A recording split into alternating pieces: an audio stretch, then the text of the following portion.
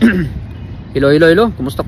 May adlaw ka na itong tanan, makaigsoon ng mga sampyak. So here we go again, Buhay America Duterte loyalist. Magaingon nga, kung adunay naidog mo, tugod sa tumang kakapoy kaluya, ang imong mga pulong may magadasi kanya sa pagmundog. So mga sampyak, ano bang pwede natin pag-usapan ngayon?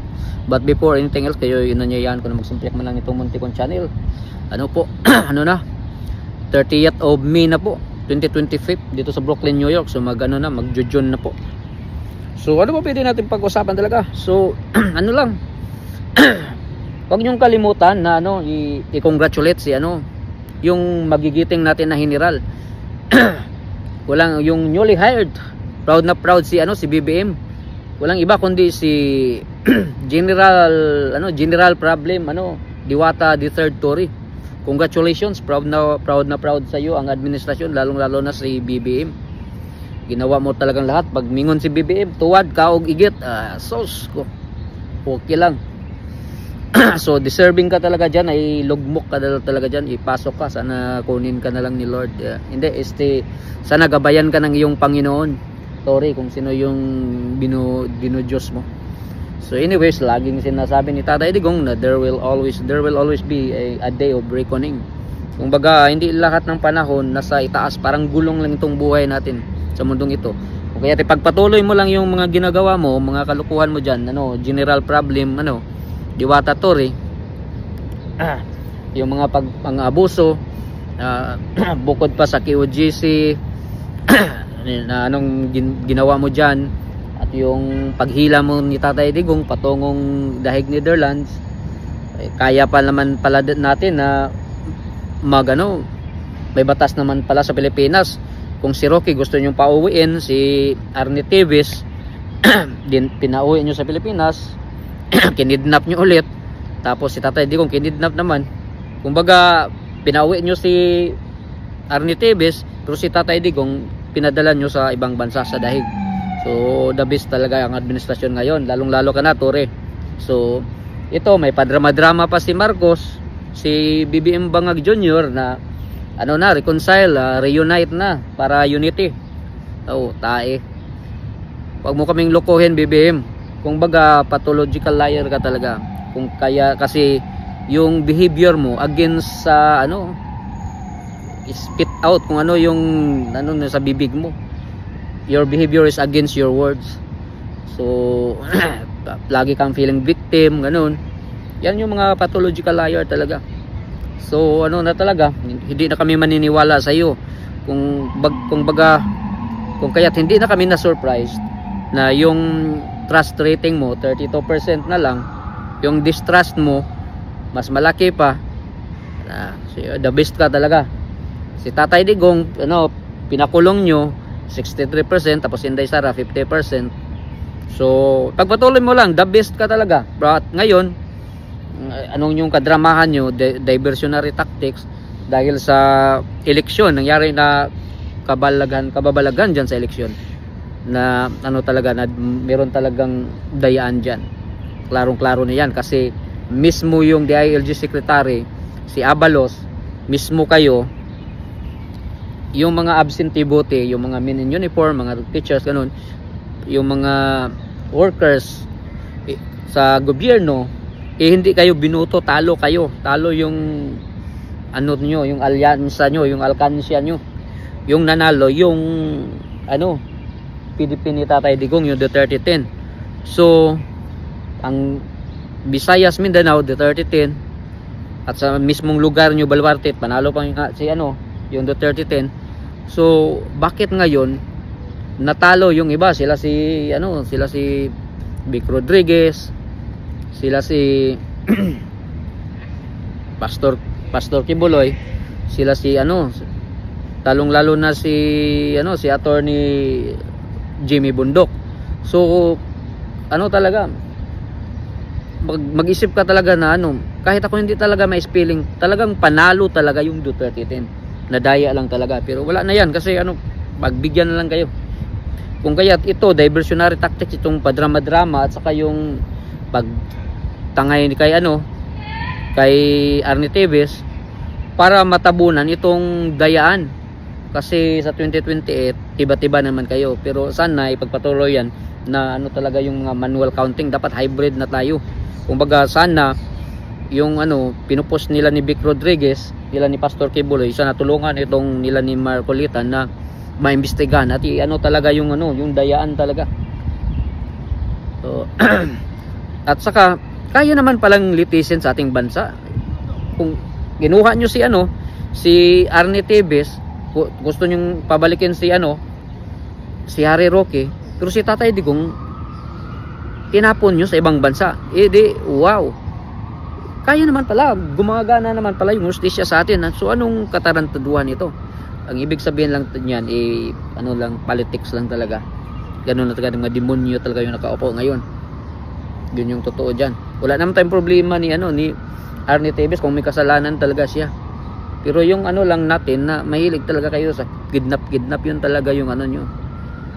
Kung kaya wag natin kalimutan na i-congratulate talaga natin si ano si Diwata, kasi deserving talaga din yan na ilok talaga dyan siya sa pwesto, kasi ginawa na niya yung lahat, kaog tae, kaog gigit, tuwad, lahat na lang. Pag sinabi ni Marcos tuwad Tory o ganun, kung kaya deserving ka talaga dyan Tory na ilagay ano ka dyan, kasi napakamalas mo naman pag hindi ka dyan gagawing PNP chief. Kung kaya ipagpatuloy mo lang yan.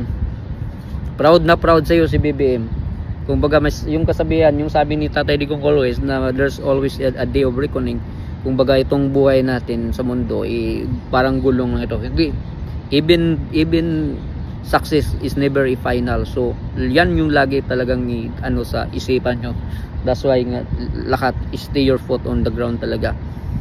Kasi always humble ka. Kasi darating talaga yung panahon, tingnan nyo si Tatay Digong from ano naging presidente, naging ano, tapos ngayon ordinary na lang, pero kinalimutan nyo na lang yung anong ginawa niya. Buti pa itong mga hayop itong mga hayop inalagaan mo, they will forever remember you. Pero itong tao sa long terms, sa taas ng panahon na inalagaan mo, pero a day to talaga forget talaga.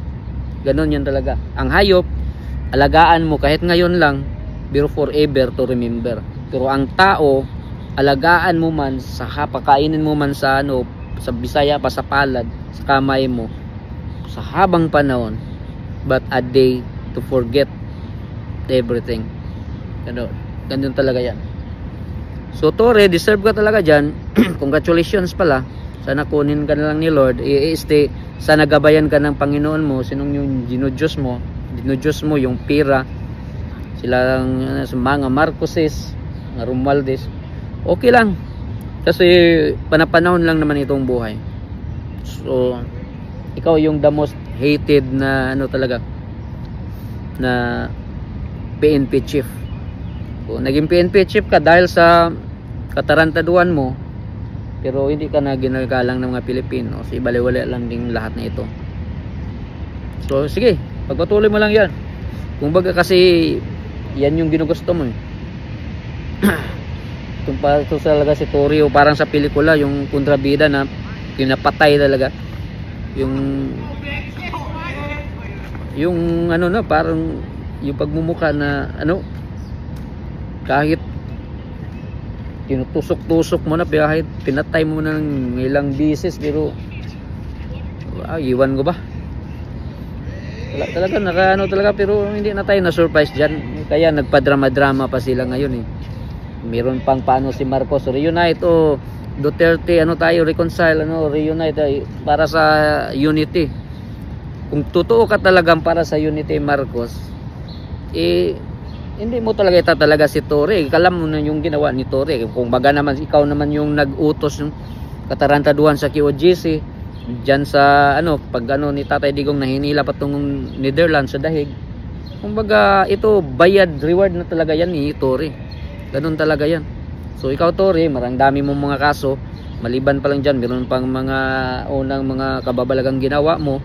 At saka meron pa, wala kang awa, meron pang babae na babae talaga niya, hindi mo lang iniisip na nanay mo or relatives ganun, pinatulong mo dyan sa karton. Sige lang Tore, darating din yung gaba mo. Hindi naman yung buhay talaga. Kahit ito lang lagi sinasabi, success is never a final in this world. Yan, darating din talaga yung panahon na para sa'yo. So basta congratulations. Deserving ka talaga dyan sa pwesto mo. Happy ka na. So sinong isusunod dyan? Siguro hindi na aabot si Pardo dyan. Tapos meron pa tayong mga may mga, di ba, kung meron tayong hindi Claire Castro na spokesperson sa Malacanang, tapos meron na naman tayong spokesperson